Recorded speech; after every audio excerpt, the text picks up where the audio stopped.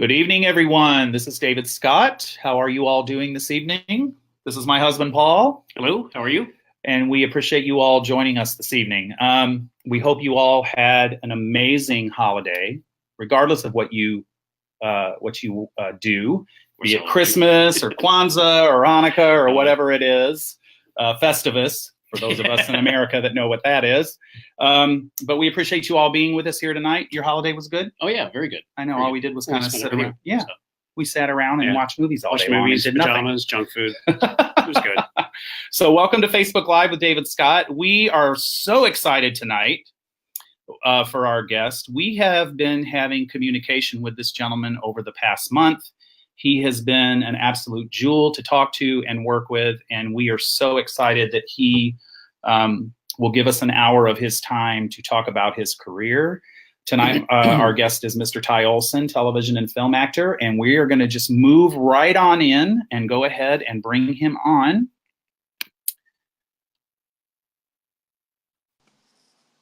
All right, sir. How are you? I'm very well, guys. How are you? We are doing great. Good to see you. Good to see you both. We are coming live from Fort Worth, Texas. That is where we are. And, sir, you are up in Vancouver, British Columbia. Isn't that where you are? I am. I'm actually in a suburb of Vancouver, Langley. It's about 45 minutes out, southeast. Yeah. All right. You have a drink tonight? I do. I have some rum and eggnog, which at some point I might have to scurry to the fridge and refill. So very, very Christmassy. All right. Well, I'm drinking an old fashioned. That is kind of my go-to drink. I've got a root beer. Paul doesn't drink. Paul does not drink. So that's why I always have a designated driver. It's all a good thing. That works out really well. For him. All right. Well, welcome. We are glad that you are here. Well, thank you for having me, guys. Thank you for being with us. Now, you had a good holiday. Was it very low key or? Very low key. Business slows down about 2 weeks before Christmas, and so I've had plenty of time to kind of get bored and get in trouble and be silly. And I'm anxiously awaiting New Year's so I can move on with my year. But it's been good. Awesome. Very good. All right. Well, we're going to move right on in because this is about you. All right. So, this is what we all, with any guest that we have, we always like to start with this question. So where were you born? Where do you hail from? Let's just kind of move right on into that. Sure. I was born in Halifax, Nova Scotia, which is on the east coast of Canada. But I mostly grew up in the Ottawa area from the age of 3 or 4 till about 19. And then I moved out to Vancouver, British Columbia for theater school. Very cool. Nice. I grew up in Detroit, so I am so familiar with Canada. I have been to Nova Scotia, amazing, beautiful part of that country. So I've been to Nova Scotia, Quebec, Montreal, Toronto, Calgary. I have not been out to the Vancouver area though. Paul, that's on Paul and I's bucket list to come out there. So it's gorgeous, and when the weather's good, it's a hard place to beat. It's stunning. I've heard. Yeah. I've heard it's very. But very Montreal's a fun town too. Every time I go there, I have no memories when I leave. They're all a little bit blurry. Yeah. Have you ever been down here in this part of the world where we are in Texas before? No, I haven't been to Texas. I've been to San Diego and I've been to the Carolinas, but no, never Texas, and I'd love to go. Well, you're welcome. Thank you. I'm going to take you up on that someday. You can come down and we have room and you can stay here. You cannot stay here, but we would love to have you. How long is the drive from like LA to Texas? Oh, shit. Oh, my God. 14 hours or something? It's long. Yeah, probably about that. Yeah. It's pretty long. Yeah. See, I'm a motorcycle enthusiast, so I like to try to do when I'm down in the southern part of the States, I like to try to do all my traveling by motorcycle because just the landscape's gorgeous. So. Oh, wow. Oh, cool. What kind of bike do you have? I have a 2007 Harley Standard, soft top. I've had a Road King Classic. Gorgeous bike. I have had a Softail. When I met Paul, I was riding a bike. And he's terrified of them. So there is a bike sitting out behind our house right now that hasn't been started in many years. Oh. Is that yours, Paul, or yours? No, it's mine. It's mine. It's a Whoa, hold on. Just because he doesn't like bikes, there's no excuse that you haven't ridden your bike. I know. Paul, did you put your foot down on this? No. I've never said no. Because, Paul, your beard would look great in the wind. It would be around my head. Although I don't know, you'd see it flip up and be like, Yeah. It'd either that or be parted and around my neck. You might have to braid You it. could do that whole braiding thing. Yeah, You could braid it down. Yeah. No, I loved riding my bike. The bike that I have out back now is a Kawasaki Drifter. It's a 1500, 2002, but it hasn't been started in many years. But when Paul and I met, I was living here in Fort Worth and he was in Dallas, which is about 35 miles from where we are. And I used to, ride my bike over to his house all the time. Yeah. Very cool. I miss it for you. I'll have to come visit and get that bike started and take it for a rip. Yep. I put $1,000 worth of chrome on it. It's got like Vance Hines pipes on it, and it's loud, and it's a pretty bike. I was so butch on that bike. The Drifter's the old one that kind of looks like an Indian, right? That's correct. Yeah, it's a nice looking bike. It's like an oxblood color. Yeah. I love the bike. If he doesn't ride with me, where am I going to go? That's the thing. Fair. It's only a one-seater, so. Yeah. I was going to put a double seat on it, though. It looks so good with a solo seat, though. Yeah, it does. Yeah. Yep. All right. Sue. Go on. You're up, Paul. All right. So wait. Go ahead. I actually have a funny story about a one-seater bike. So years ago, after I was divorced, I was coming home from, I think, Langley to Vancouver, and I passed through the Pacific Exposition, and there the Playland and stuff. And it was the concert had just come out, and I had a solo seat on my Harley, and I pulled up to a red light, and these two very attractive ladies were like, "Hey, can we get a ride?" And I'm like, "Yep." And I put one on my gas tank and one on the fender, and drove all the way through Vancouver and dropped them off at their place. Going, I figure the only thing I'm going to tell a cop if he pulls me over is, "Yeah, okay." Yeah, I did the bad thing. Okay, I just got a whole visual of what that would look like. Three people on a Harley with one seat in the middle of Vancouver. I'm trying to think about the one hanging off the end on the fender. That's the one. She held on pretty tight. I'm sure she did. Did she not burn her legs on the exhaust? No, because it still had pegs. It just didn't have the seat. Gotcha.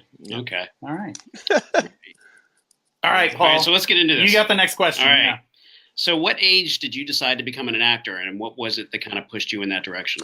Well, this is a story that I've told a lot of times. So I was a bit of a troublemaking kid, and in grade in grade 7, I had a teacher, a drama teacher, who was also the French teacher, who kind of took me under her wing. And she would do things like I was a messed up kid. I'd show up to school with a 40-ouncer of vodka and a gram of hash in grade 7, and she'd like give me breath mints and like tell me to stay away from the other teachers. So I loved her. We're loving this story already. Yeah, and she ran the drama club, and she directed all the school plays. So she basically forced me to audition for the school play.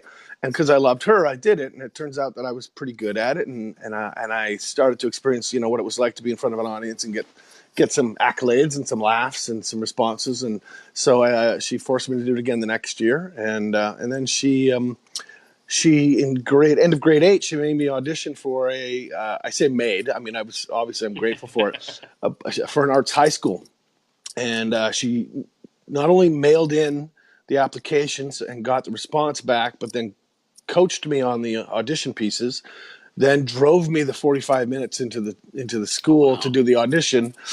And then I didn't get in, and so she contacted them and asked, why didn't he get in? He's great. And they're like, oh no, his acting's great, but he's out of the catchment, so his grades need to be better. We can't switch school divisions with his grades being so poor. And so she tutored me for the rest of the year. Oh wow! And got my grades up so I could get in. Her name's Judy Craig, and I don't know if Judy's watching, but she knows that every time I have a chance to tell that story, I do, because she literally changed my life. That's incredible. Awesome. Yeah. Yeah. And so, but even still, I went to this arts high school, and it didn't dawn on me that you could be an actor for a living until about literally grade 12, where all my friends were going and applying for universities and theater programs, and it finally dawned on me. I'm like, oh, you can do this for a living? People do this? And it's funny because I was almost kicked out every year. because my grades were all 55. And by the last year, when I realized that you could do it for a living, I applied myself and graduated on the dean's list. That's a switch. Yeah. Awesome. Graduated with a 98 in drama. So Wow. yeah. Of course you did. And 55% every year before. So, Ty, do you consider yourself a method actor?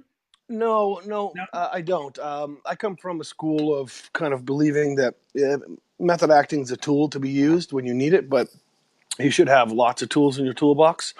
Method acting, most people that method act kind of subscribe to it very kind of religiously, for lack of a better word, and that's the only way that they approach the work. And I come from a place of having a big toolbox, and then when you need something, when you need a tool, you reach in, you grab it, and go, okay, is that the right tool? Nope, I'm going to try something else. And for me, it just allows you kind of more flexibility. And the problem that I think sometimes that people who adhere to method acting strictly face is that it's a real high burnout, because it's kind of like you don't have an off button, right? And it's also you're pretty much living the character. Yeah, and I'm sure there's probably method acting teachers that will argue with me on this, but it doesn't apply all the time. If if you're playing a murderer and you've never murdered someone, what are you going to do? Go murder somebody? So you're already can't adhere fully to that method. You have to kind of substitute other things, or just delve into different facets of yourself, and God forbid, just pretend. Right. Just pretend that you know what it's like to murder somebody, and do the research, and we all have different parts of ourselves that can imagine it. Like I can imagine killing somebody who hurt my daughter, so it's not a far stretch for me. So that's a really easy thing to connect into. I don't have to go murder somebody. I know what it'd be like to want to kill somebody who'd hurt my child. But that's really what method acting is about, though, isn't it? It's about tapping some emotions inside of you in order to produce the character, right? Yeah, but it's also about kind of trying to live and make everything as real as possible. So method actors sometimes, you'll be doing fight scenes and they tend to want to really fight, or they tend to want to push the envelope to a point where I'm not sure it's healthy, and live the character in their day-to-day lives, which is absolutely not healthy. Right. I mean, I've had roles where you can't shake them for hours, and it's that's not part of anybody's job. We should all be able to go home after work and go, I'm done with that. So I think as an actor, part of the skills you need to develop are actually letting letting those characters go. Otherwise, you're living with sometimes these horrible people in your heart, and nobody, you're gonna get fucking cancer doing that shit. You can't live with that kind of character in you for that length of time and it not be healthy. Just learn how to get in and get out, because you can strengthen the same muscles as you do as committing to. It's kind of like, okay, you can be a marathon runner and decide you're going to run a marathon, or you can be a sprinter and you can sprint. Both things are very valid, and both things produce excellent results. But if you only need to go 100 meters, then just go the 100 meters. Don't do 26 miles. Do you know what I mean? Yeah, exactly. So then, what would you consider your first big role then, or your first big break? Well, I like to say I haven't had my big break yet. I'm waiting for it to come. But I was really fortunate. I mean, the first role I ever booked was a role on X-Files, which at the time in season 5, it was still one of the biggest shows on television, and it was the first job I ever booked. So, and it was funny because there was a director who I love, Daniel Sackheim, who was directing, but he stresses the hell out of me, and to this day he still stresses the hell out of me. I haven't worked with him in years, but I worked with him a few times after, because I told him one day, after years of having not worked with him and working with him a couple times, I said, Daniel, you know what? You were the first director who ever gave me a job, and to this day, you still stress me out. And now from credit number 1 to 100 credits by the next time I work with him, he's like, why? What do you mean? I'm like, you always look like you're going to have a heart attack. You're always which makes me feel anxious. Anyway, so my first job was X-Files, and for a young actor just out of theater school with student loan debt, what should have been like a 1-day, 2-day shoot because they had so much money and they kind of always wanted to perfect it, and we went back, did second day shootings, we did second unit, and we did split unit, and I ended up getting 5 days of work for the teaser, which is the 30 seconds that starts the whole episode off. Oh, Right. I was a young orderly who basically is bringing this guy into his cell, and they find him the next morning banging his head on the wall. You know, it was like 5 lines and should have been like a day's work or maybe 2 days, but ended up being 5 days. It was a $5,000 check that I was like at 25 and broke. I was like, look. Was that filmed there in Canada? It was indeed, yeah. Because I think the X-Files was all filmed there, wasn't it? Oh yeah. I think the last couple of seasons they went into LA, but I don't think it worked there because, you know, sunshine and blue skies are kind of cheery for the genre show it is. That's true. And it's funny, I got pulled over in my van after that. I'd just gotten my check from my agent, and I'd gotten pulled over in my van. I didn't know that my insurance had expired. And I was like, to the cop, I was like, I didn't know. I'm just on the, look, I have this check. Look, I have this check. I'm bringing it to the bank right now. And he's like, he could tell that I was being very genuine. He's like, I can't let you drive without insurance, but I won't give you the worst penalty that you can have. I'll give you the $130 one instead of the $500 one. I got a check. It's $5,000 right here. So did you catch any of the reboot when they did the reboot on the X-Files? No, I didn't. How was it?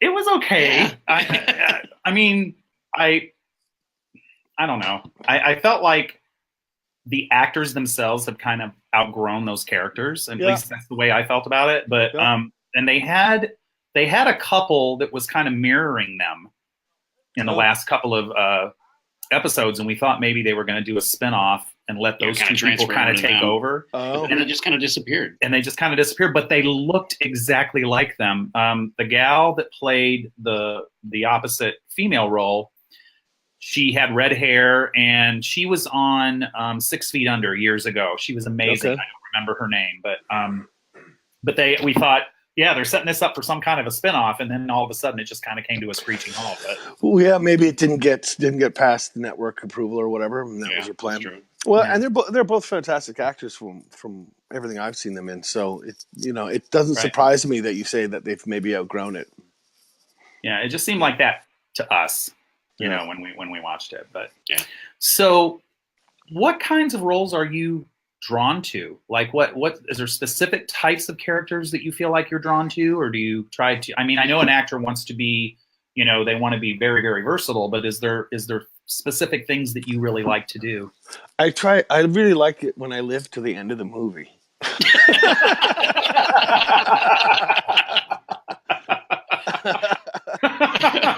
That's it. That's all I want. Yeah, because it is kind of rare for you, isn't it? And it's a better paycheck. Yeah, it's a better paycheck. I'd like to get the girl once in a while, No, I've been really fortunate that I've gotten to play a pretty wide range. And I'm deeply appreciative of that, and I'd like to continue to just explore as much of my range as possible. And I'd like to have that opportunity. I'd like to, there's been times when I've done series where, for whatever reason, they've only gone a season or half a season or something, and I'd really like the opportunity to explore a really well written character on a longer period of time. I think, and it doesn't. Anything that's well written, that comes from the heart, that has some soul, or lack of soul, would be interesting as well. But I just want something that I can kind of delve into. And as actors, you're constantly, most of our job is looking for a job. And I've been very fortunate. I've worked a lot over the years, and I have certainly no complaints about that.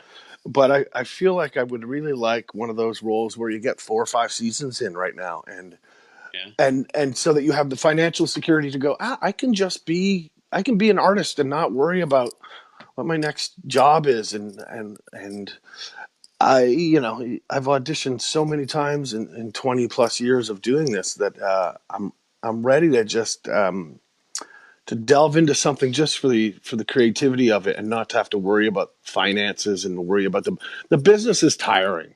The art I love and will always love. The business that we're in is exhausting, and I've been in a long time. The politics and the business and I would like to just do my craft and do what I love, and help other actors kind of do what they love and make some magic, and I'm ready for that for a chunk of time. Very cool. All right, so we have to bring this up. Uh-oh. Yeah. For the next question. He looks familiar. Yeah. So we know we have a lot of supernatural. Look at that! fans Look out at that sultry look. Yeah, And so the thing that I just realized, you're gonna laugh. Paul and I are hat freaks, we both have that hat. and we both have that hat. And you know what? I love both your hats. Those are both hats that I wear. And I've actually just today I thought I need one of my old hats back. I need another po' boy hat and another like rebellion hat because I'm getting tired of the baseball cap. Yeah, we're hat addicts. Yeah. It's almost an illness, the number we have between the two of us. And we just keep buying them. I just bought everywhere we go, we pick one up as a souvenir. Yeah. You know, some people get shot glasses, we get a hat. I love it. I just bought this fabulous gray fedora when we were down in San Antonio. And I've got like 3 fedoras already, but I'm like, I gotta have the gray one. I love the energy you just put into the description of that. It's fabulous fedora.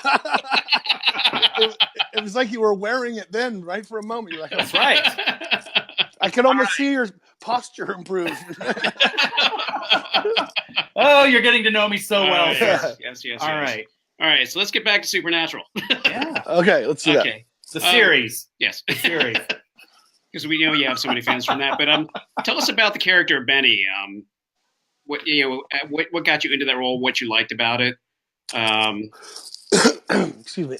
Well, like most roles, I auditioned for it, and it was the audition piece had this incredible, and I've told this story before at length, and I'll keep it a short one today. But there was this incredible monologue that the character gave about when he was a boy, and his father had bought him, I think it was a pug or something, and his dad got tired of the pug, and he told the boy, Benny said, go out there and take care of this animal. He sent him basically with a gun to the backyard to shoot the animal. And Benny goes on to describe how the animal kept looking at him with like this, like, what the hell you doing, boy?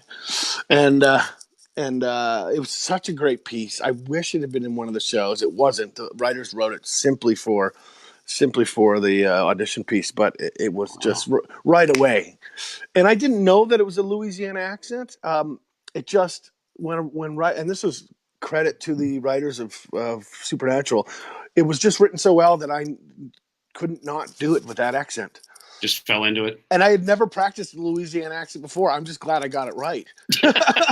Because it just, here most of the time for a guest spot, you get the audition the night before. So it's not like I had time to go and research accents and figure it out. And it wasn't one that I had used before. I'd used lots of northern accents and southern accents, but I had never really specifically used a Louisiana one. And to my good fortune and surprise, it just apparently I had it in me because it came out naturally in the audition. And and Benny's just one of those characters, and Supernatural is one of those shows where it does change your life in a way because the family is so big, the fandom is so huge, they're so full of love and support. And when you see them, they act. The interviews and the conventions, they look very tight.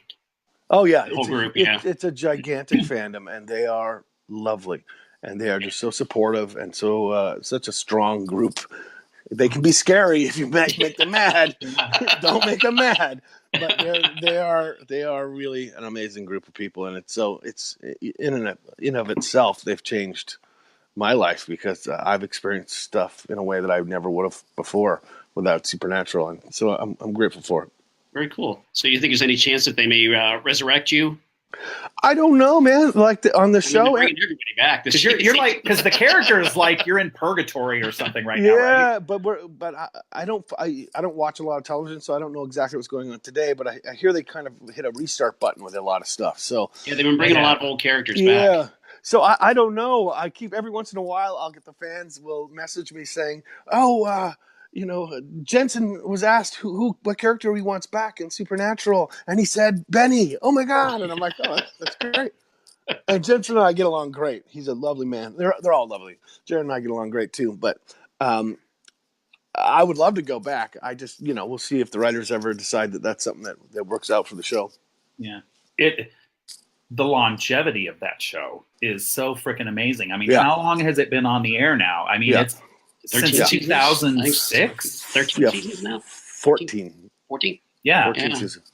Well, and it's a credit to the writers, and it's a credit to the boys. I think they keep it pretty fresh. And, like any show, I'm sure you have ebbs and flows. But they've hit this niche that's so unique to them. It's like that perfect combination of show that you so very rarely see, which is there's just enough drama and heart and soul, but also just enough camp at times, and they can go anywhere with it. Like they just have nailed it on the head. I mean, it's if you could bottle that formula. And listen, they've tried to spin off the show, I think, several times, and they just haven't been able to match. They realize, it's not the same. Right. And I don't know if they're right about that. Sometimes networks, they think they know best and they don't. But I'm sure Supernatural, nobody ever thought it was going to go 14 seasons. God, no. So I have a confession to make. I'm Canadian, and part of our religious obligations is to watch hockey. And the Canadian juniors are in the Worlds right now, and they're playing Switzerland. And so you're fucking watching hockey while we're talking to you. Sorry, what? That's all right. Hey, here's the thing. I grew up in Michigan, and I was on a junior hockey league when I was a young man, so I get it. Yeah. Hey, you haven't even noticed so far. I've noticed that there's flashing. We've seen the flashing something lights, flashing going on next to you. I didn't know there was something on. I didn't know if you were pulling the drape open and looking out the window. I was like, what? Or maybe you were watching us on the side there or something. Or in fairness, it was between periods, so the periods just started. Hey, Detroit Red Wings. I mean, oh yeah, is that your team? Well, that's where I grew up. Yeah. I don't really have a team. I don't do favorite teams. My favorite sport, the only one I'm truly addicted to, is MMA. So I watch you. If this was UFC tonight, we would be rescheduling. Really? Oh yeah, for real. What did we call that? We had a name for that. What did we call that fighting? You don't want to get into that. we had a name for that. Oh, what's the name? We just like to watch it for obvious reasons. What's the name, boys? Huh? It's like we don't care what their names are. We basically just call it gay porn for straight men. Yeah, that's what we call it. Yes. I'm all about that gay porn for straight men. So Vancouver Canucks, right? Yeah. Are they? Oh well, yeah. I mean, obviously, I've lived in Vancouver for 20 years, so if I had to pick a team, it'd be them. But I just don't. I like watching things at a high level. I like so I like watching a good player or a good team. I don't do a lot of favorite teams. I do more favorite fighters than I do favorite teams. But yeah. Well, anyways, hockey, I'll try. It's a brutal sport. I mean, I played it when I was 10 years old, and I got the shit kicked out of me. I mean, I was saying to my buddy Paul, who I'm staying with right now, I'm like, here's the thing about hockey. Hockey players do everything that other sports professionals do, but they do it on skates. It's like it's just the next level. Yes. But it's like, they move much faster. So that means when they hit you. Oh yeah, dude. There was this thing on Facebook the other day. It was like, oh, NFL, you think you guys hit hard? How cute! And then it showed all these clips of hockey people getting hit against the boards and being unconscious. We're like, yeah, very cute. NFL, you hit so hard. Imagine they're not only hitting you hard, they're carrying a weapon at the same time. Right. Yeah. And you're landing on ice. Yeah, so it's not grass. I feel sorry for the goalie. The goalie gets the shit end of the stick in my book. Canada beat Denmark 14-0 yesterday. Can you imagine how that goalie felt? I was like, pull him. He's going to shoot himself. Pull him, please.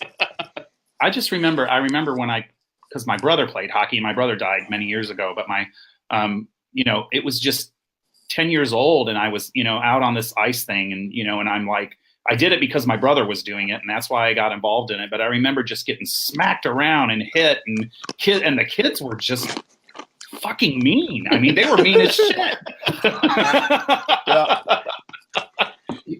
All right. When you have a sport where people leave the ice because they've had 4 teeth knocked out and come back 15 minutes later, that's some serious shit, man. Yeah. Yep. Yeah. All right. So let's get back to this. So while we were on Benny, let's get to the other Benny. Let's get to the other Benny. Okay. On Slasher, you played a character, Glenn/Benny. I did. He was a. You're awesome. Thank you. I just ordered a drink. I ordered a drink from my buddy. Look, from your assistant. I've been living at his house because I'm working on a show up here. He's one of my dearest friends. He's a lovely, lovely human being. But now I've commandeered his living room and I'm asking him for drinks. I think I have to buy him dinner after this. Well, you had him trained well. I mean, that's just the way it is. I'm glad he can't hear you. All right. So the other Benny. Yes. He was a pretty twisted character. Dude. So we got to talk about Slasher for a minute. Yeah. Okay. Yep. So what drew you to wanting to do that part? You know, the psycho killer, basically. You know what? Thank you, Paul. You know what's great about that is that it was actually a period of time where I was slow, and I called my agent. I said, "Dude, I need a job. Hook me up. What's going on? Let's figure something out." He's like, "Oh, you know what? I have something going on in Toronto. Let me see." They said they were interested. Let me see if they're serious about it, and it just kind of came in last minute. I think they lost somebody who was originally intended to play that character. And so when I read the script, I was like, "Oh, this is dope. I'll totally do this." And it was in Toronto, which actually was really cool for me because I have some friends and family back in Toronto. So even though I knew I'd be working, I knew I'd get a little chance to see them. And so it's always nice to travel once in a while, especially if you've been kind of stuck at home. Right. But the character itself, of course, I mean, you've seen the piece. He's delightfully disturbed. Yeah. And he's a classic character of like, he's not a bad guy. He's just had a lot of bad things. He's just misunderstood. Now, while you were talking, I am going to put a photo up. All right. Yeah, he's yep. Yeah, so he was such an interesting fellow, and you know what I loved about him is I love characters like this because I think to me it felt like there was a lot of self-loathing in him. Right. That he was a gay man who just didn't really know how to deal with that. Right. And so it ended up, and probably did not have a very fucking fair shake growing up. And, being a kid who came from a dubious past and who had my own share of like mistakes and involvement with kind of things that weren't probably very wise and some criminal activity when I was a kid, I get it. It's easy to fall down that path. And then you add to that somebody who probably, for me, it's like Benny, probably his parents, wouldn't let him be who he was. He probably grew up being bullied. He probably grew up not being understood, and add some drugs, alcohol, and some crime, and a lack of support system to that, and suddenly it's not. We can all get mentally ill, man. We can all turn sideways, and so I think what drew me to him was there was so much rage and self-loathing in him, and in a way it was heartbreaking because he's a broken man who just had been hurt and beat and mistreated and had never been given any the gifts that most of us have. Yeah, he was never loved. You never loved, man. And you could tell that by the way the relationship he had with his cellmate, how he was almost so codependent with him. Yeah. He was a man who just wanted love so badly, and there was a rage in him, like. Yeah. And I get that, that frustration and that hurt, and I think for him, unfortunately, he didn't have he had nothing that allowed him to. Canada just scored. Yes. He had nothing that helped him stay away from becoming mentally ill, and which is what happened. But what a great character to play. Yeah. So was the name Benny coincidental, or was that a nod to Supernatural? I don't know if the writer Aaron Martin did it on purpose, but I didn't know about it. In fact, I didn't realize it until I had I missed it when I read the script the first time. I didn't notice it until I was like actually doing the work on it and realized that. So you're like, shit, I'm playing another Benny. I'm like, I was like, Supernatural fans are gonna love this. Yeah. Well, we sat down. It's not that common of a name, really. No. And we sat down. Paul had watched part of it already. Mhm. And so we sat down and we binge watched the whole thing during Thanksgiving. And if you remember, I texted you and I was like, dude, what the fuck? This is some serious shit in this show. Yeah, for real. But it was you played it so well, and it was so convincing, and it was it was disturbing. And, and I don't, for the viewers that are watching that haven't watched that season yet, it's season 2 of Slasher. And I think it was, what was it called? Guilty Party? Guilty Party. Yeah. Guilty Party, yep. Yeah. And we, we sat down and just watched the whole thing one day, and it was done. I mean, I thought it was a good bit of writing. I mean, there were some creative deaths in that the creative murders were a little crazy. Yeah. How about what's her name peeling Benny's skin off? Oh, yeah. God. Oh, the deranged lesbian? Yeah. And how fucked up is it that the deranged lesbian was peeling the skin off the deranged homosexual? It's not fair. The world's not fair. We got you killing each other. It was pretty screwed up. And I remember when we were watching that, I texted you and I said, the deranged lesbian just did this to you. I don't want to tell it, give it away for people who haven't watched it. But it was good. That scene was so fucked up, man. Yeah, it was. It was so, like the feeling that it left me, like Benny went back into being a little tiny boy in that moment. Yeah, he did. I can't remember if, in fact, I didn't mean to be a dick about this, but when I went to ADR, because they often will do like, hey, we want you to redo the dialogue because we're not sure we got it. And I listened to it, and there was a chunk of it where I'm like, I don't play diva very often, but I'm like, I'm not doing it. I was in the sound booth, I'm like, I'm not doing it. They're like, no, but we need it. I'm like, no, I'm not doing it. I can't do that. I can't do that again in a sound booth. You've got it. I can hear it. It sounds great. I'm not doing it again. You'll ruin it. I'm like, you can tell them I said no. And it's like a terrible thing because I try to be an actor who will do anything for the show, but I was watching and going, it's there, it's all there. I can't do that in the sound booth. Like I can't give it justice. I'm walking out. Bye. Because it was such a twisted little scene, and her name is escaping me right now, but she's so lovely. The actress that did that scene, she was good. Yeah, I mean, all of the people that performed in that show were amazingly good. There was a ton of good people. The acting was so good. And Jim Watson, who played Noah. Is it Noah? Oh yeah. See, here I have this thing where once I'm done a show, everything goes away. But he's not only a fabulous human being, but a fabulous actor too. And he was so great, and we got along so well in that. And you were so mean to him. You were so freaking mean to him. I know I was. For those of you who have not seen it, we're not going to go down that road. You don't want to go there. It's too close to Christmas for that, I suppose. It was still too close. Yes. Think happy thoughts. Think happy thoughts. All right. So I'm going to throw something else up on here. Let's see.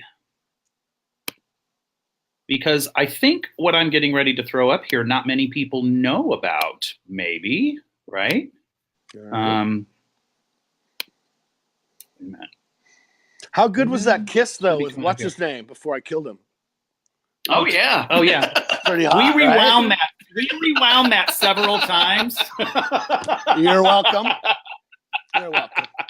Yeah, it was really good. It was very convincing. It was genuine. Right. I think he was like, he loved him. It was genuine love. I said to Paul, rewind that one more time. I want to watch that. All right. So let's talk about this. Yeah.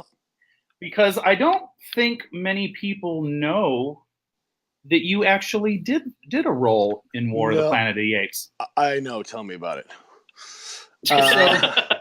And the thing about it is Paul and we saw this film. And of course, we, knowing who you are, we did. I mean, I think we saw your name in the end credits. In the end credits, and then we're like, Ty Olsson, what the hell did he play in this? We didn't see his face. Yeah. So maybe if you want to talk about this picture a little bit. Well, that's me. That's me playing Red Donkey in War for the Planet of the Apes, the last installment of the Planet of the Apes series. And you're right. It's a funny thing about that because it was a great role to play. But I also knew when I booked it, when I was haggling with casting, I I was like, no one's going to know my name from this movie. Nobody's going to know it's me. It's a great role, but unfortunately, I sat in the theater and watched it on opening weekend, and not a single person goes, "Hey, that's you." And unfortunately, part of what we do is the business side of what we do is we try to do stuff that garnishes some awareness and notoriety, and a little catches us a bit of a buzz. And Right. I knew when we were in negotiations for this, I'm like, they were like, "Oh, but it's this." And I'm like, "Yeah, name one other famous name quiz for you boys. Name one famous motion capture actor." Other than Andy, I don't know many. Andy Serkis. Now Yeah. name two. Yeah, that's it. That's all I know. That's it. And the Avatar people. Yeah. But that's the truth of the matter, is that nobody else can name somebody who's famous from a motion capture performance. And Andy Serkis is brilliant. And believe me, he deserves an Oscar for probably half a dozen of his characters. And he's fantastic live as well. Like if you've seen his South African guy on the is it Avengers? The man's brilliant. Yes. And I hope he gets more live action stuff. But when we were negotiating, I'm like, nobody will know me from this, and it does nothing for your career. And in a funny way, it's a great resume. It looks great on the resume, and it's a great conversation starter. Oh, you were in this movie. Who were you? But what's ideal is, oh yes, I remember you in that movie. You know. Well, we're gonna show a picture of what you actually look like in the movie. So yeah, that's me, handsome devil. Right. So there is Ty in War of the Planet of the Apes. Yeah. So I didn't shave for a long time. For a long time. A long time. And your face had to get really, really tan. Yeah. But you know what? It was a fantastic experience. First of all, it's part of cinematic history. And Matthew Reeves is a brilliant director, and Andy Serkis is a gentleman and a fantastic actor. And I got to work with him, and I got to work with Woody Harrelson. And, I mean, that alone is worth the price of admission for me as an actor. Yeah. I wish I had gotten a little bit more. I wish more people. I'm an actor. I like a little attention. So I wish more people knew it was me. But working with those two gentlemen was, amazing. So amazing. This was the first time that you actually did any kind of like the CGI suit and green screen and all, right? Is this the first time you'd ever done that? I've done little snippets over the years for different kind of video games and stuff, but yes, this was the first time I did it, certainly on that level. And it's very cool. I mean, first of all, here's a problem too, though. Those gray suits, nobody looks good in them. They're skin tight with bulbs on them, and then you have bulbs all over your face, or little dots, and then you have a headgear. It looks like, and sometimes you see people that have headgear on because they get seizures and they will fall down and hurt themselves. It looks like that. Mm-hmm. Your headgear, and then you've got this camera kind of sitting in front of your face. So nobody really looks fantastic in that kind of outfit, but it was an amazing experience to be able to. And there's some ways it's restricting, in some ways it's freeing, because you're not dealing with wardrobe. They don't have to correct the wardrobe. Your collar was this way, your collar was that way, your tie was a little askew. So in that sense, it's freeing, and it was comfortable. The backpack wasn't, and the head cam wasn't, but the suit itself is relatively comfortable. So it was an interesting experience. I'd do it again for sure. Did you actually manipulate your face to do the facial expressions of the ape, or did they CGI that in afterwards? Or were you able? No. So the purpose for all the white dots in the suit is so that the computer cameras can catch the light. So it's almost like if you were to watch it on their computer screen, it's like stickmen. It's like a stick man that's articulated. So those are the articulation points. Like, do you know those old wooden movable dolls that they would use for artists? Yeah. The articulated limb. It's basically that for a computer. Okay. So what they do is, I guess it's called, it's called the rigging or the framework or something like that. They basically are recording all the framework of what you're doing so that when they lay on the CGI on top of it. So it's all pre-acted, and then they CGI the performance of the ape on top of what I've done. In fact, I heard I was talking to one of the guys that is an animator. He said, "Oh yeah, we got everything you did, including you have the sniff that you do every once in a while. You have this weird that you do all the way." And I'm like, "Great, so you got the snot running down my nose," is what you're saying. So yeah, it's all post. Yeah. How was it working with Woody Harrelson? Woody's great. He's a lovely, lovely human. He's a really good dude. Yeah. I randomly met him one night for drinks at a bar. We just happened to be in the same bar, and we ended back to his place and had drinks and hung out. And the wonderful lady I was dating at the time had a little too much to drink, and she started to have a little. And he's like, "Oh, just go sleep upstairs, sleep over." And so it was lovely. I slept over at Woody Harrelson's house. Thanks, Woody.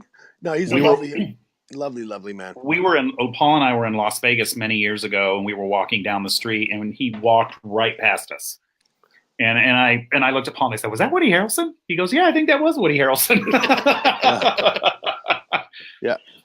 All right. So what I'm going to do, I think it would be really cool to work with him. So what I'm going to do is ask people now that are watching. Who's watching? There's lots of people watching. And what I'm going to do, hello, people, all you people who love you. They're we scored 3-1 Canada. Sorry, I'm going to ask folks to go ahead, and if they have a question for you, to go ahead and submit it in the comments now. I can't get to all of them, folks, but I will throw as many of these up as I can for Ty to answer. So while we're waiting for that, what are you working on now? I'm actually up in Canada right now because I'm supposed to be working on Man in the High Castle, but they have not been using me very much, which has been a bit irritating. A great show, beautiful cast, beautiful sets, beautiful writing, but they're always a little bit they change their scripts pretty frequently. So I've been pinned on a bunch of episodes since July, so I came up here and thought, okay, I'll just hang out November, December, January, February. I'll just hang out here while my episodes are shooting, but they keep rewriting them and writing me out. It must mean I suck. I don't know. I doubt that. But I haven't been working that much, so I've just been kind of sitting on my ass and trying to stay out of trouble. Yeah, we have not watched that show yet. I do technology work during the week, and so I know that people that I work with have been watching it. So the plot is somewhat a little crazy, isn't it? I mean, if you'll just kind of on a high level to describe the plot for our viewers. The whole premise is that the Nazis won the World War II, and it's a post World War II world where the Nazis won, and that's it in a nutshell. And it's about them trying to. There's some alternate reality kind of stuff going on, and trying to, I think ultimately, I hope this is where it ends up, trying to write the universe back to the way it's supposed to be. So. And I play a American Nazi who works with Mr. Smith, one of the high up Nazi commanders, and I'm his right hand man. So you're playing another evil role, is what you're telling us. yeah, but you do those so well. But I haven't even gotten to be evil yet.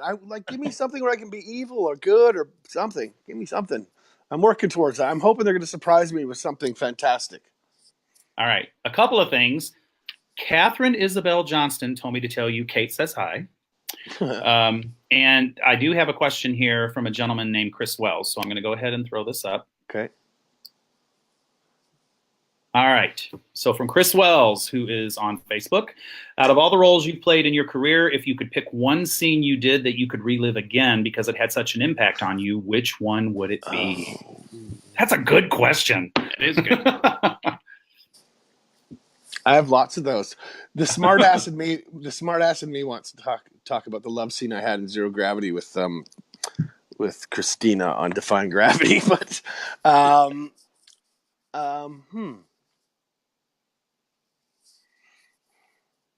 That's a difficult question because I think that's the beauty of what we do is that you can't ever relive them again. You really can't ever get that take back. You can't ever get that scene back.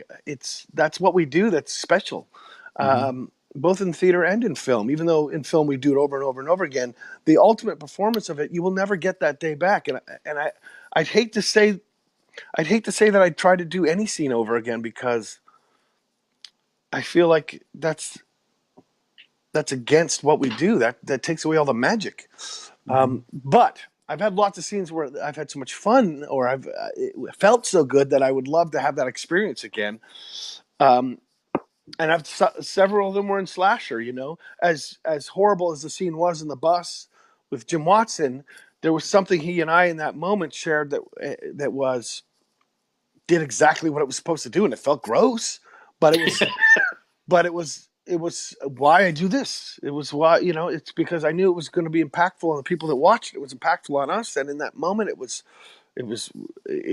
real, and it was disturbing, and it made you feel a certain way, and you had to shake it off afterwards. And then times where I've had scenes where, that are so beautiful and just that stick with you in the most lovely way. There's nothing I would want to relive. I would like to go back and do shows again, but not scenes again. I think those are done. I think they for good, for bad, they were what they were, and it would be it's contrary to what I do as an actor to try to relive those. And I think there's an old acting note about stop trying to recreate the moment, just be in the moment. Right. And if you're truly just be in the moment, you'll never have that moment again exactly the same way. So I'm gonna say I'm sorry. I don't want to relive any of them. There's shows that I would love to do again, and there's experiences that I would like to have similar connections and similar effect, but I don't want to relive any of the moments that I've done, because that's not what I do. So just a follow-up question on that. Do you feel that that any of the scenes or any of the roles that you did, has it changed you personally about how you look at life or how you look at things in a different way? Do the roles impact you that way to look at things differently? Yeah, yep, they do. Like I said, I think part of the skill that you have to have in this profession, if you're doing it right, is the skill of breathing it out and letting it go, because they all do affect us. Your body doesn't know that you're not dying, kind of thing. Your body doesn't know that your heart's not breaking. Your body doesn't know that you're not in love. If that makes sense, like if you go down that rabbit hole deep enough, in that moment in time, you are deeply in love, or you are deeply heartbroken, or filled with grief. So I think everything you do kind of comes with you already, which is why I don't recommend method acting. like we already hold enough of that with us. Right. So I did this piece once where I played. It was a show called Fallen, and I played a guy who knew that the earth was filled with Nephilim, these half angels, half humans, and that there was a redeemer. And I basically kidnapped the redeemer, who could basically forgive anybody of their sins so that they could go to heaven. So imagine, first of all, that you actually live in a world where you are one of the very few people who know that angels exist, that knows that heaven and hell exist, that Satan and God exist, and you know that you can go to hell. Like, not just a guess, Mm-hmm. and you've lived a life of sin and murder and treachery, and suddenly, and this was the character, you have a tumor and you're dying, and there's no fucking way you're going to redeem yourself in time before you die. You're going to hell. And so this character went and basically kidnapped the redeemer and was trying to force him to redeem his soul, knowing that he was going to spend an eternity in hell if he didn't. And he gets caught. It's a long story, but Azazel, basically the fallen angel, curb stomps me to death. And it was such a weird, because I'm not religious, but it was such a weird thing to be in a place where I was playing a character who believed with all of his heart, not only believed, but factually knew that he was going to hell, and watched his death coming, and knew that the death was going to be the least worrisome part of it. Yeah. And it was so bizarre to play a character that knew he was going to hell. And so, anyways, those kind of things, I think as actors, part of what we do is I think, it's like being people that are empathic. I think all actors, if they're good, are slightly empathic, and we feel the world around us a little too much. I have a really hard time during Christmas, and I think it's because I feel everybody's stress. I feel everybody's, spending money and stressing about family and about obligations and about missed loved ones, and I can't help. I have my own history with this time of year that's not great, but I think I feel everybody else's shit too. So as an actor, that's our job, is to examine and human activity and human day-to-day life and human interaction and love and hate and grief and jealousy and all that stuff. When you train yourself to be in tune to it, it's exhausting. So everything we do as an actor kind of like weighs on you.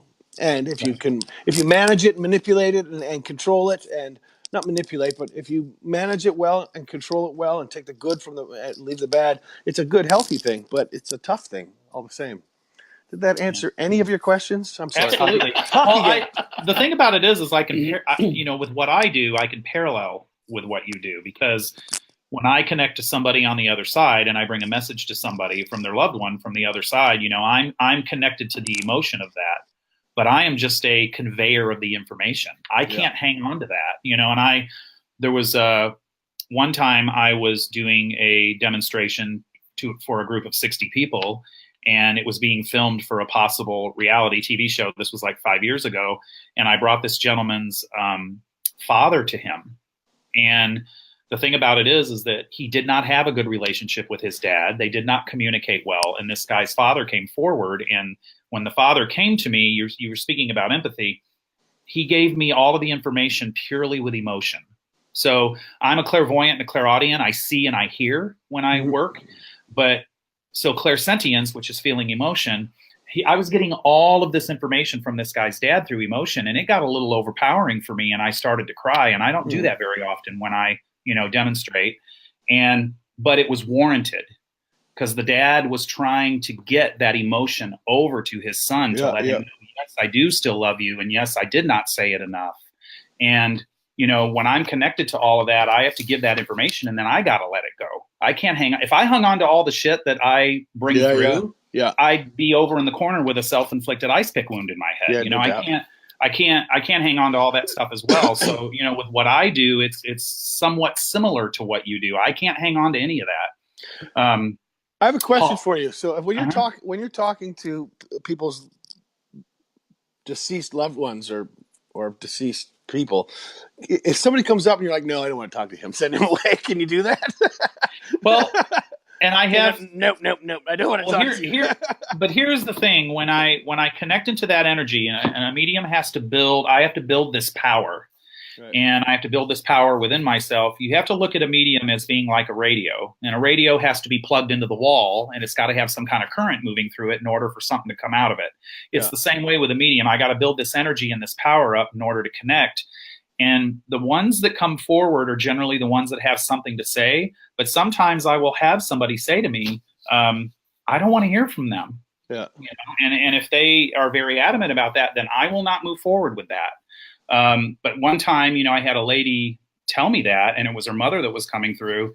And I just said to her, I said, okay, I can go ahead and let go of this connection. I said, but she really has something that she needs to say to you. And she said, okay, let's go forward with it. And then I gave her all the evidence about who she was. And then I brought this message to her. And then it was this very lovely healing message, and it changed her life. Right. So what I do, I don't take very lightly. I know I kid a lot when I'm on here, but I'm very serious about what I do. Right. And the thing about it is spirit is intelligent. They are so intelligent, and the things that they give me in order to convey who they are, the evidence of who they are, they will do anything they can to get that information across. And I have been so blessed to be able to do this work professionally now for 10 years, and it has totally changed my life. Totally. But I totally understand, you with letting go, you have to let go of those characters that you portray. It's the same with me. I can't hang on to that information. I got to convey it, and I got to let it go. Yeah, exactly. All right, I'm going to throw one more question up here, sir. I'm not sure I understand this one. Can you explain the ending of FTL? Your character had a shimmer on his face for just a sec. Oh, What is hey, FTL? good question, Marty. FTL is short for Faster Than Light, and it was a short that I did with Adam Stern from, and I want to give his company's name, give a little shout out. Artifacts, I think it is. He did a short about the first Faster Than Light travel, and it was entered in a lot of competitions worldwide, and it did very, very, very well. He's a special effects guru who basically, if you haven't seen it, go check it out. FTL. I think you can find it on YouTube, and it's about man's first faster than light travel. Okay. And my character goes, I can't remember where he goes, but he goes faster than light to like Mars or something like that. And he goes to return, and he gets kind of sucked up by an alien life form and brings him to even further away. And he goes missing for months. And in the short film, he eventually, after months, returns, and his body returns, but it's left open because we're hoping to make a bigger movie about it. It's left open that there might be something interesting about whether it's him or somebody else, because there's like a shimmer to his existence. And I don't know, Marty, if you noticed this, but what we also did was I naturally have a ton of gray in my beard. And what we did is we took it out. So the theory was that we returned him to Earth, but he's not exactly who he was. That some of the imperfections that might have a normal human might have, he didn't have. So like his hair wasn't gray, and that he had some questionable things about the shimmering and his existence, and it's supposed to leave you wondering. I'm glad you asked the question, because it's supposed to do exactly that, make you ask, what the hell's going on with this character, and can you explain it? So we haven't yet gotten a chance to explain what that means, but there is something there for sure. Awesome. All right. So we have one last thing that we are going to do with you, sir, and then we're going to let you go. We have got some rapid fire questions for you. we only answered 2 questions. Is there no more questions? Yes. Do another. Let me see. Do one more. I mean, I'll do one more. All right. Yeah, do one more. If you'll stay on, I mean, shit. Yeah, I'll throw them up there. Do one more. Let's see. So I know a friend of mine said she was going to call in and ask what color my underwear are. They're black, just so you know. All right. Well, there goes one of the rapid fires. All right. This one seems pretty cool. All right. Let me hide these. Tessa Horowitz, what actor that you've worked with did you fangirl about the most? Fangirl? Actor? Tessa, you should know this. Come on, Tessa. I know you, Tessa. I don't fangirl over other actors that much, because I think here's an interesting kind of comparison. I think actors and people in the arts need to be kind of like professional athletes and professional fighters, because I'm a huge fight fan. So if you ever ask a professional MMA fighter, can you beat this guy? Can you beat this guy? The answer is always yes, because there's that supreme confidence in self. And even as a viewer, you might go, "You're never going to be John Jones.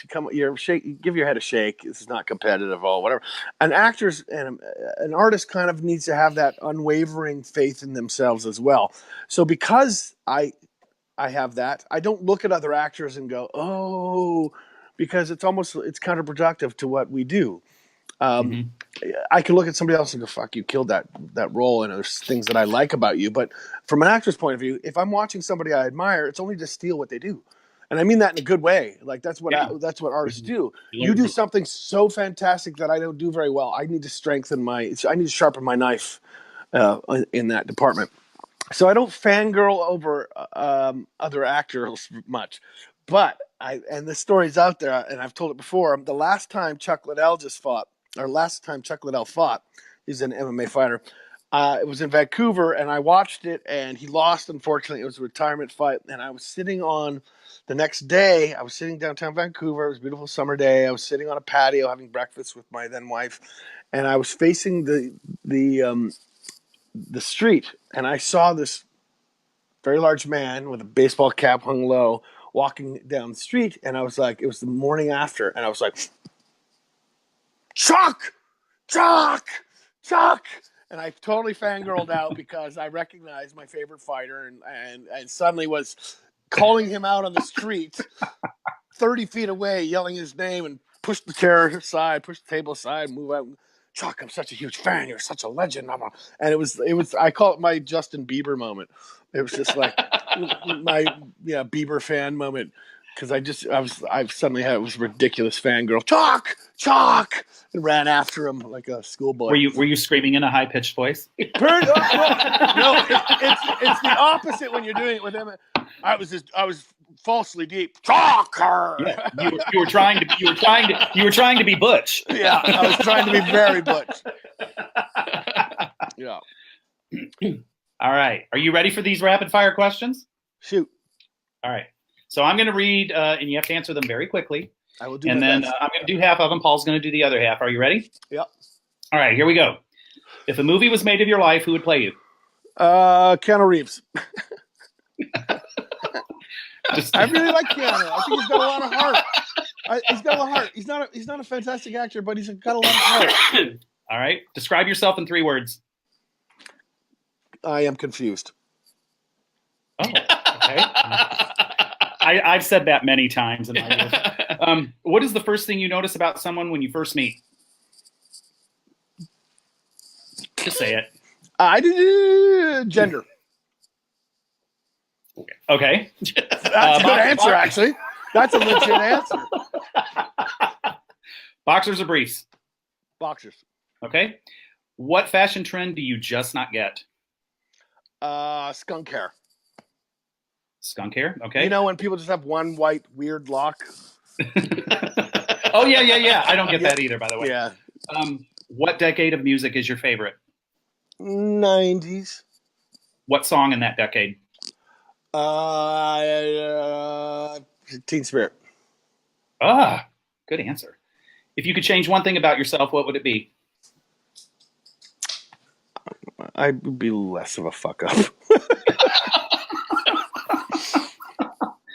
What is the one food you wouldn't want to give up?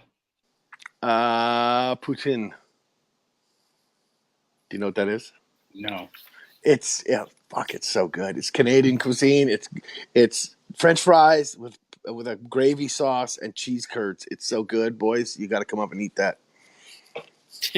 All right, we will do that, and then we'll call an ambulance. And all right. I got a little tubby just talking about it. It's so good. Last item you purchased? Beer. Ah, good answer. All right. Okay. What is the one thing you would put on your bucket list? I don't know why this came in my head. Death by fire explosion. All right, did you guys freeze, or are you just being weird right now? Yep, and we lost you. They froze. Boys, are you there?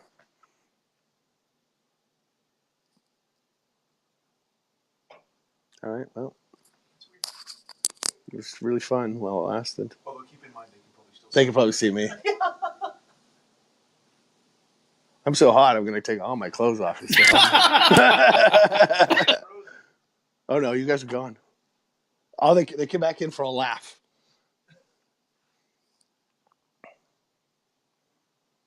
Bumblebee got 97% on Rotten Tomatoes. Nice.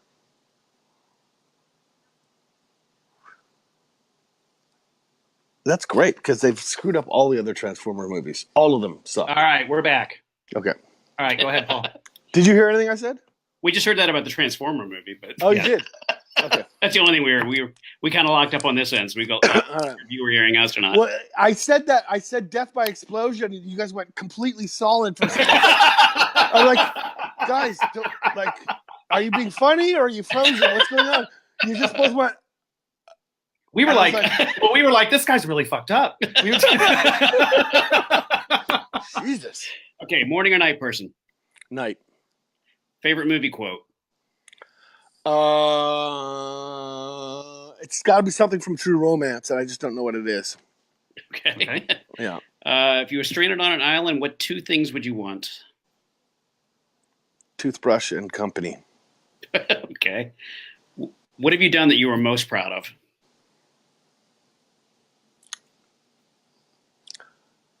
Live this long. What advice did you get that was the most rewarding?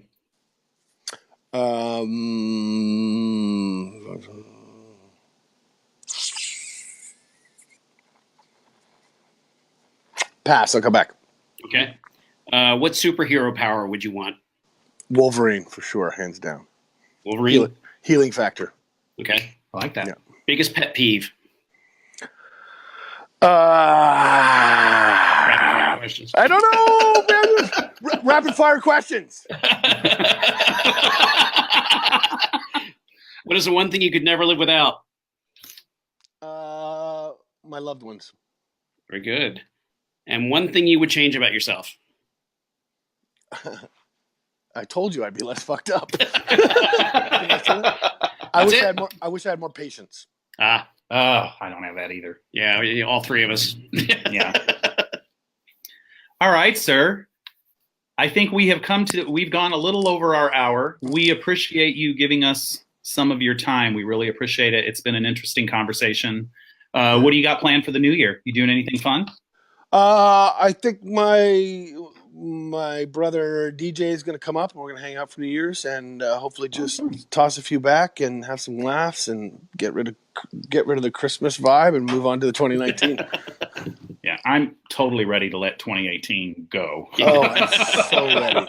Yeah, 2019 has got to be a better year. It's got to be a better year. I was just saying to my buddy Paul, it's like in the last 2, it's like 2018 has decided to kick me in the nuts in the last week.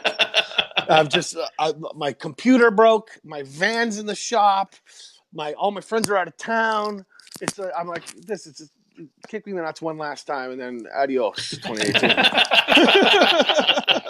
We're supposed to be going to a New Year's party where we're supposed to be wearing pajamas. So, Oh. Yeah, it's gonna be interesting. Yeah. Show up naked and say, "This is what I wear to bed, bitches." Well, that is what we wear to bed. So I don't know what we're gonna do. You live in Texas. You could actually do that. Here, it would be not wise. You probably have to wear a onesie as cold as it is up there. Yeah, a little drop back in the thing. Yeah. All right. Well, if you will just stay on with us for just a moment after we go off air. Again, thank you so much.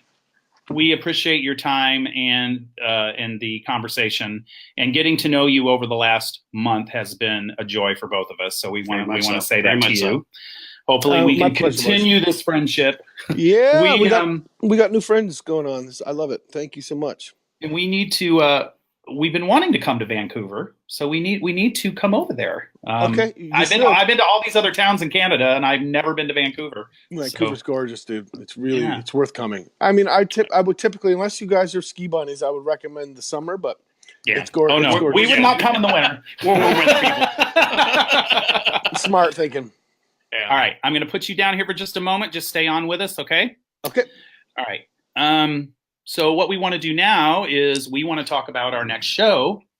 So we are going to have on January 26th at 12 noon Central Time and 6 p.m. United Kingdom Time, we are going to be talking to medium Rebecca Sawyer. She is also a transgendered individual. So we are going to be talking about her mediumship as well as her struggles as a transgendered. We met her at the Arthur Findlay College 2 years ago. Yeah. When we went there. I go there to study my mediumship in the UK. And she is a lovely soul and an amazing medium. Yes. And so we are going to be talking to her on January 26th. Paul is going to be joining me now for all of these shows. So it's now going to become Facebook Live with David and Paul.